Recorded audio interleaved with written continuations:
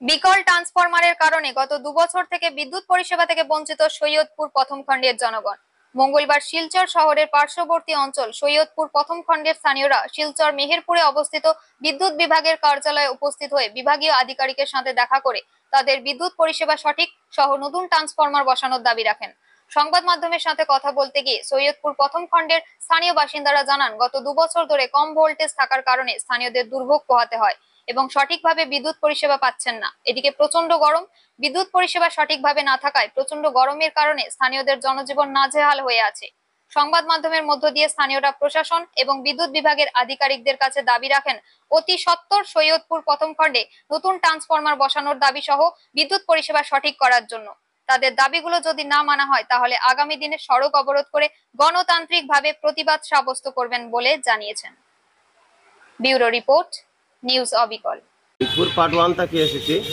তো আমরা লাস্ট 2 বছর থাকি আমরা সৈয়দপুর পার্ট 1-এ এখানে কোনো ভোল্টেজ নাই, ঠিক আছে, লাইটও জ্বলেন না, ফ্যানও চলেন না। এই অত গরমের মধ্যে আমার অত কষ্ট করি আর এখানে একটা নার্সিং ইনস্টিটিউট আছে, গার্লস হোস্টেল আছে, একটা মেন্টাল হোম আছে, একটা ডিএডিকশন সেন্টার আছে, প্লাস লোকাল মানুষের সাফার করি আর লাস্ট 2 বছর থাকিয়া এখানে লাইন টানা হয়েছে। আমরা দেখছি যে কোটা গাড়া হয়েছে কিন্তু কোনো ধরনের ট্রান্সফরমার যান না।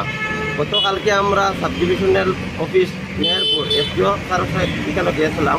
যাওয়ার পরে তাই সাইট ইনচার্জে ডাকিয়ে আনলা যে এখানে কিতা বিষয়টা। সাইট ইনচার্জে ঠিকাদারকে ফোন করছেন, ঠিকাদারে কইছে নাট বল্টুর একটু প্রবলেম আছে, নাট বল্টু পাওয়া যান না। তারপরে কইলা যে ঠিক আছে আপনারা যাইন, দুর্গা পূজার পরে হইব। তো এখানেও আমরা একুরেট কোনো রিপ্লাই না পাওয়ার কারণে আজকে ই অফিসের মধ্যে লোকাল মানুষও আইছে যে কিছু একটা তারা কোনো রিপ্লাই দেয়নি বা কোনো আশ্বাস পাওয়া যায়নি। যাই হোক, এখানেও আমরা ডেপুটি ম্যানেজারের সঙ্গে কথা হয়েছে বা চিফ এক্সিকিউটিভ অফিসার সিও স্যারের সঙ্গে টেলিফোনে কথা হয়েছে। তাই কইছেন যে নম্বর দিয়ে যাও, আমরা আজকের ভিতরে ওইখানে আমরা ইনকোয়ারিত মানুষ ফাটাইমো এবং যত জলদি ট্রান্সফরমার ফাটিয়ে দেওয়া যায় আমরা ব্যবস্থা করবো।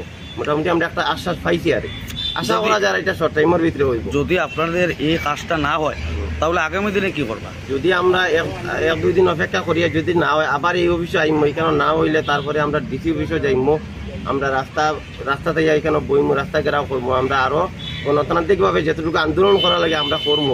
প্লাস আজকে মানুষ কম আইছে, আজকে তো এখানেও কয়েক হাজার মানুষ জমিছে কিন্তু আমরা সারা মানুষ আনছি না। এবং বহুত মহিলাও তারা কইছে আইতো, আমরা মহিলা বাচ্চারা তারা আমরা আনছি না, কইছে আমরা কয়েকজন মুরব্বী মানুষ যাই।